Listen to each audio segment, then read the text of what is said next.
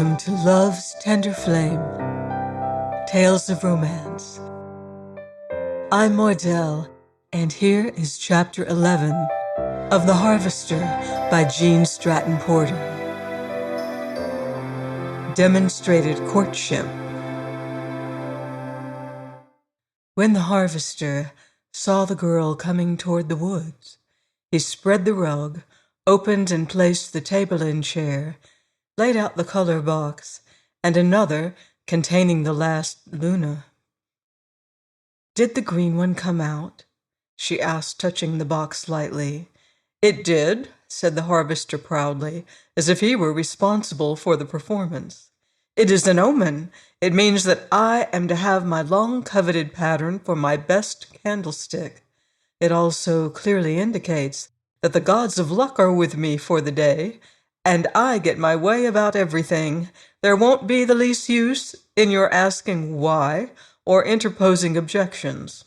This is my clean sweep. I shall be fearfully dictatorial, and you must submit because the fates have pointed out that they favor me today, and if you go contrary to their decrees, you will have a bad time." The girl's smile was a little wan. She sank on a chair and picked up a pencil. "Lay that down," cried the harvester. "You haven't had permission from the dictator to begin drawing. You are to sit and rest a long time." "Please, may I speak?" asked the girl. The harvester grew foolishly happy. Was she really going to play the game? Of course he had hoped, but it was a hope without any foundation. "You may," he said soberly. "I'm afraid that if you don't allow me to draw the moth at once, I'll never get it done. I dislike to mention it on your good day, but Aunt Molly is very restless. I got a neighbor's little girl to watch her and call me if I'm wanted. It's quite certain that I must go soon, so if you would like the moth—" "When luck is coming your way, never hurry it. You always upset the bowl if you grow greedy and crowd. If it is a gamble whether I get this moth, I'll take the chance, but I won't change my foreordained program for this afternoon. First, you are to sit still 10 minutes, shut your eyes and rest. I can't sing, but I can whistle, and I'm going to entertain you so you won't feel alone. Ready now?" The girl leaned her elbows on the table, closed her eyes, and pressed her slender white hands over them. "Please don't call the birds," she said. "I can't rest if you do. It was so exciting trying to see all of them and guess what they were saying." "No," said the harvester gently.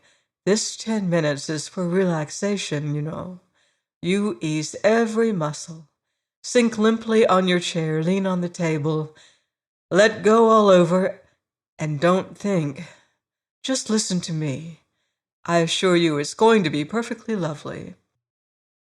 Watching intently, he saw the strained muscles relaxing at his suggestion, and caught the smile over the last words as he slid into a soft whistle. It was an easy, slow, old-fashioned tune, carrying along gently, with neither heights nor depths, just monotonous, sleepy, soothing notes that went on and on with a little ripple of change at times, only to return to the theme, until at last the girl lifted her head. "It's away past 10 minutes," she said, "but that was a real rest. Truly, I am better prepared for work." "Broke the rule, too," said the harvester. "It was for me to say when time was up. Now, can't you allow me to have my way for 10 minutes? "I am so anxious to see and draw this moth," she answered. "And first of all, you promised to bring the drawings you've been using." "Now, where does my program come in?" inquired the harvester. "You're spoiling everything, and I refuse to have my lucky day interfered with. Therefore, we will ignore the suggestion until we arrive at the place where it is proper. Next thing is refreshments." He arose and, coming over, cleared the table. Then he spread on it a paper tray cloth with a gay border, and going into the thicket, brought out a box and a big bucket containing a jug packed in ice. The girl's eyes widened. She reached down, caught up a piece, and holding it to drip a second, started to put it in her mouth. "Drop that," commanded the harvester. "That's a very unhealthful proceeding. Now wait a minute." From one end of the box, he produced a tin of wafers, and from the other a plate. Then he dug into the ice and lifted several different varieties of chilled fruit. From the jug, he poured a combination that he made of the juices of oranges, pineapples, and lemons. He set the glass rapidly frosting in the heat, and the fruit before the girl. "Now," he said. For one instant, she stared at the table. Then she looked at him, and in the depths of her dark eyes was an appeal he never forgot. "I made that drink myself, so it's all right," he assured her. "There's a pretty stiff touch of pineapple in it, and it cuts the cobwebs on a hot day. Please try it." "I can't," cried the girl with a half sob. "Think of Aunt Molly." "Are you fond of her?" "No, I never saw her until a few weeks ago. Since then I've seen nothing save her poor, tired back. She lies in a heap, facing the wall. But if she could have things like these, she needn't suffer. And if my mother could have had them, she would be living today. Oh, man, I can't touch this." "I see," said the harvester. He reached over, picked up the glass, and poured its contents into the jug. He repacked the fruit and closed the wafer box. Then he made a trip to the thicket and came out, putting something into his pocket. "Come on," he said. "We're going to the house." She stared at him. "I simply don't dare." "Then I will go alone," said the harvester, picking up the bucket and starting. The girl followed him. "Uncle Henry may come at any minute," she urged. "Well, if he comes and acts unpleasantly, he will get what he richly deserves." "And he will make me pay for it afterward." "Oh, no, he won't," said the harvester, "because I'll look out for that. This is my lucky day. He isn't going to come." When he reached the back door, he opened it and stepped inside. Of all the barren places of crude, disheartening ugliness the harvester had ever seen, this was the worst. "I want a glass and a spoon," he said. The girl brought them. "Where is she?" "In the next room." At the sound of their voices, a small girl came to the kitchen. "How do you do?" inquired the harvester. "Is Mrs. Jameson asleep?" "I don't know," answered the child. "She just lies there." The harvester gave her the glass. "Please fill that with water," he said. Then he picked up the bucket and went into the front room. When the child came with the water, he took a bottle from his pocket, filled the spoon, and handed it to her. "Hold that steadily," he said. Then he slid his strong hands under the light frame and turned the face of the faded little creature toward him. "I'm a medicine man, Mrs. Jameson," he said casually. "I heard you were sick, and I came to see if a little of this stuff wouldn't brace you up. Open your lips." He held out the spoon, and the amazed woman swallowed the contents before she realized what she was doing. Then the harvester ran a hand under her shoulders, and lifting her gently, he tossed her pillow with the other hand. "You're a light little body, just like my mother," he commented. "Now I have something else sick people sometimes enjoy." He held the fruit juice to her lips. As he slightly raised her on the pillow, her trembling fingers lifted and closed around the sparkling glass. "Oh, it's cool," she gasped. "It is," said the harvester, "and sour. I think you can taste it. Try." She drank so greedily. He drew away the glass and urged caution, but the shaking fingers clung to him, and the wavering voice begged for more. "In a minute," said the harvester gently, but the fevered woman would not wait. She drank the cooling liquid until she could take no more. Then she watched him fill a small pitcher and pack it in a part of the ice and lay some fruit around it. "Who, Ruth?" she panted. "A medicine man who heard about you." "What will Henry say?" "He won't know," explained the girl, smoothing the hot forehead. "I'll put it in the cupboard and slip it to you while he is out of the room. It will make you strong and well." "I don't want to be strong and well and suffer it all over again. I want to rest. Give me more of the cool drink. Give me all I want. Then I'll go to sleep." "It's wonderful," said the girl. "That's more than I've heard her talk since I came. She's much stronger. Please let her have it." The harvester assented. He gave the child some of the fruit and told her to sit beside the bed and hold the drink when it was asked for. She agreed to be very careful and watchful. Then he picked up the bucket and, followed by the girl, returned to the woods. "Now we have to begin all over again," he said, as she seated herself at the table, "because of the walk and the heat. This time the program is a little different." He replaced the wafer box and opened it, refilled the glass, and heaped the cold fruit. "Your aunt is going to have a refreshing sleep now," he said, "and your mind can be free about her for an hour or two. I'm very sure your mother would not want you deprived of anything because she missed it. So you're to enjoy this if you care for it. At least try a sample." The girl lifted the glass to her lips with a trembling hand. "I'm like Aunt Molly," she said. "I wish I could drink all I could swallow and then lie down and go to sleep forever. I suppose this is what they have in heaven." "No, it's what they drink all over the earth at present, but I have a conceit of my own brand. Some of it is too strong of one fruit or of the other, and all too sweet for health. This is compounded scientifically, and it's just right. If you're not accustomed to cold drinks, go slowly." "You can't scare me," said the girl. "I'm going to drink all I want." There was a note of excitement in the harvester's laugh. "You must have some, too." "After a while," he said. "I was thirsty when I made it, so I don't care for any more now. Now try the fruit and those wafers. Of course, they're not homemade. They're the best I could do at a bakery. Take time enough to eat slowly. I'm going to tell you a tale while you lunch, and it's about a medicine man named David Langston. It's a very peculiar story, but it's quite true. This man lives in the woods east of Onabasha, accompanied by his dog, horse, cow, and chickens, and a forest full of birds, flowers, and matchless trees. He has lived there in this manner for 6 long years.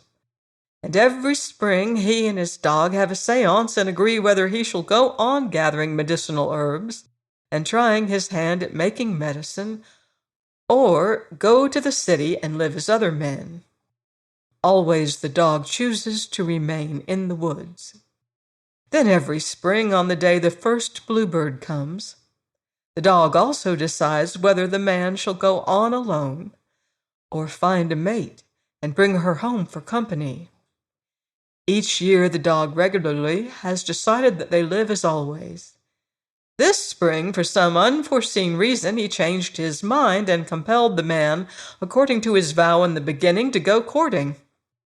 The man was so very angry at the idea of having a woman in his home, interfering with his work, disturbing his arrangements, and perhaps wanting to spend more money than he could afford, that he struck the dog for making that decision, struck him for the very first time in his life. "I believe you'd like those apricots. Please try one." "Go on with the story," said the girl, sipping delicately but constantly at the frosty glass. The harvester arose and refilled it. Then he dropped pieces of ice over the fruit. "Oh, where was I?" he inquired casually. "Where you struck Belshazzar, and it's no wonder," answered the girl. Without taking time to ponder that, the harvester continued. "But that night the man had a wonderful golden dream.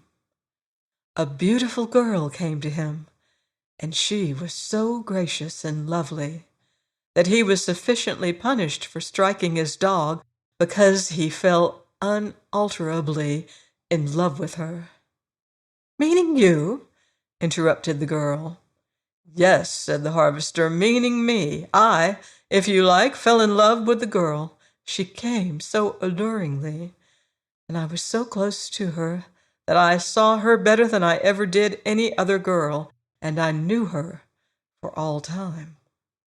When she went, my heart was gone. And you have lived without that important organ ever since? Without even the ghost of it. She took it with her.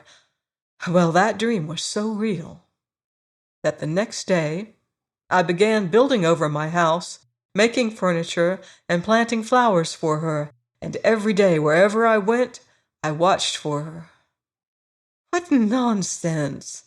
I can't see it. You won't find a girl you dreamed about in 1,000 years. Wrong, cried the harvester triumphantly. Saw her in little less than 3 months.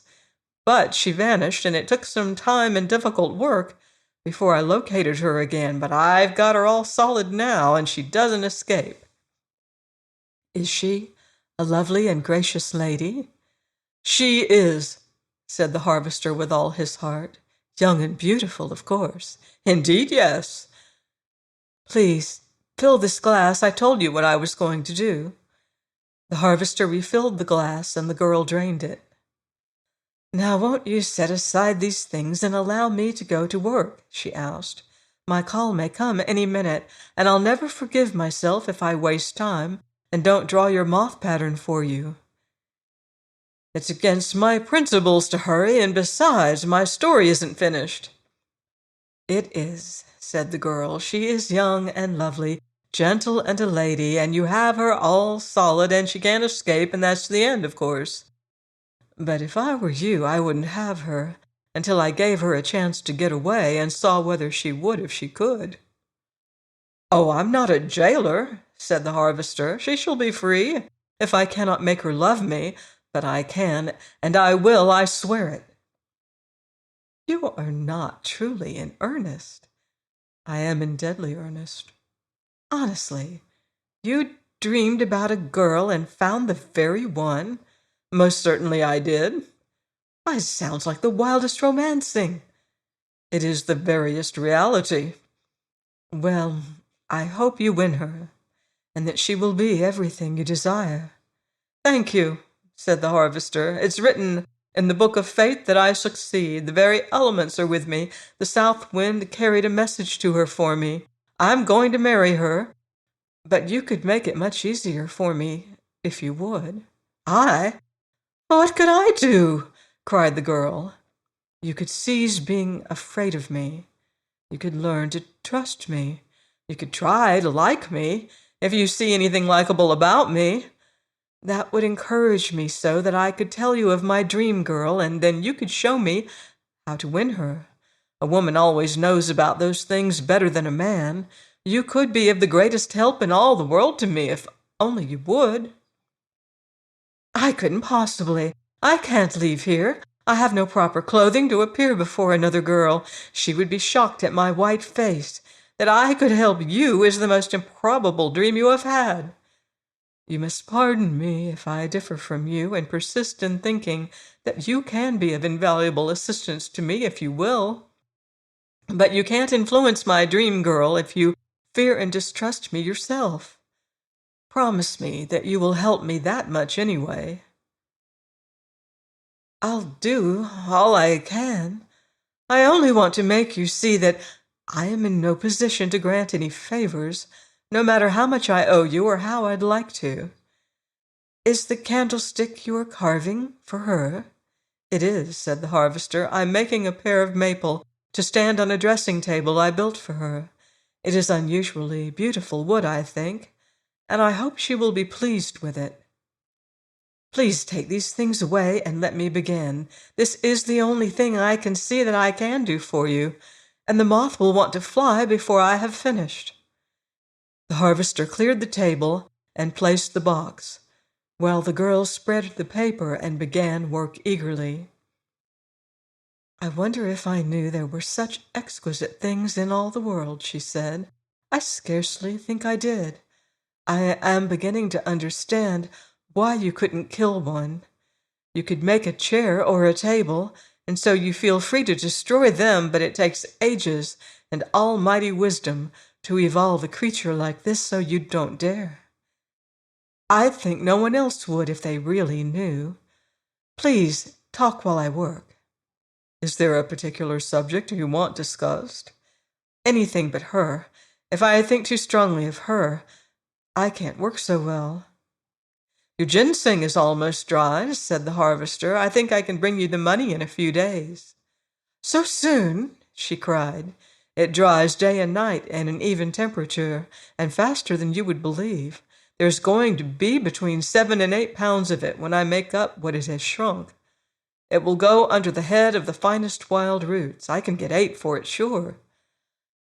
Oh, what good news! Cried the girl. This is my lucky day, too. And the little girl isn't coming, so Aunt Molly must be asleep. Everything goes right. Only Uncle Henry wouldn't come home. Let me fill your glass, proffered the harvester. Just halfway, and set it where I can see it, said the girl. She worked with swift strokes, and there was a hint of color in her face as she looked at him.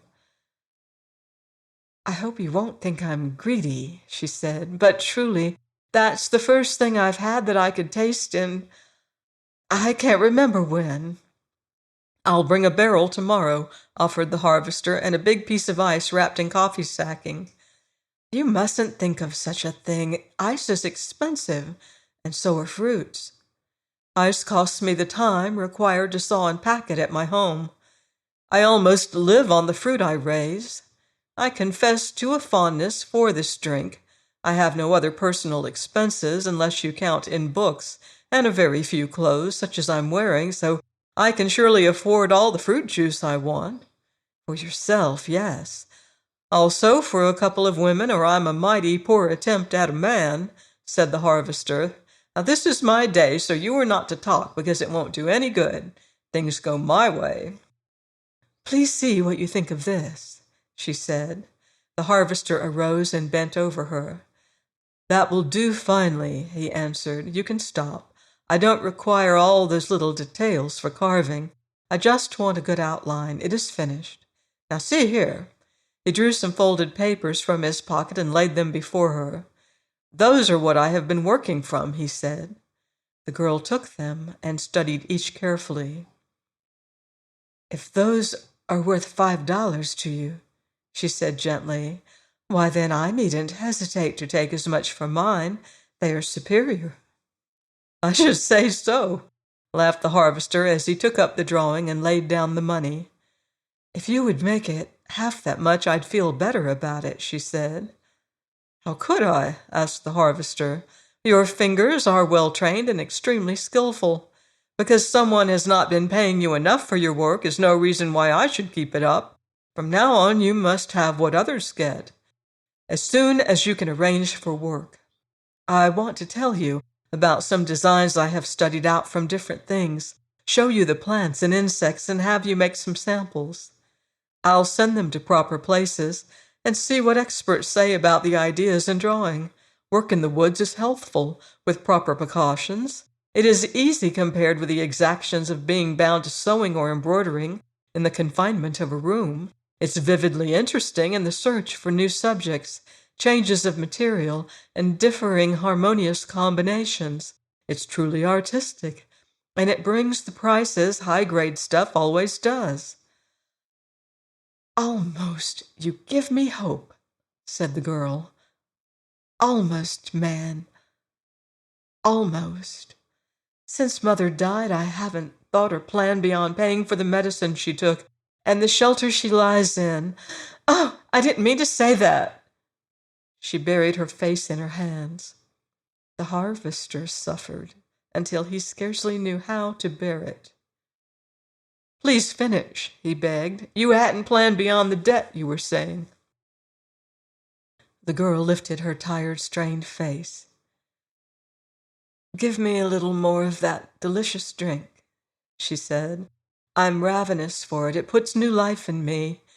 This and what you say bring a far-away, misty vision of a clean, bright, peaceful room somewhere, and work one could love and live on in comfort, enough to give a desire to finish life to its natural end.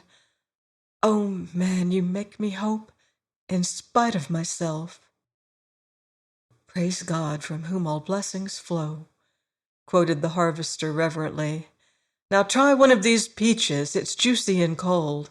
Get that room right in focus in your brain and nurture the idea. Its walls shall be bright as sunshine, its floor creamy white, and it shall open into a little garden where only yellow flowers grow and birds shall sing, and first rays of sun that peep over the hills of morning shall fall through its windows across your bed, and you shall work only as you please after you've had months of play and rest.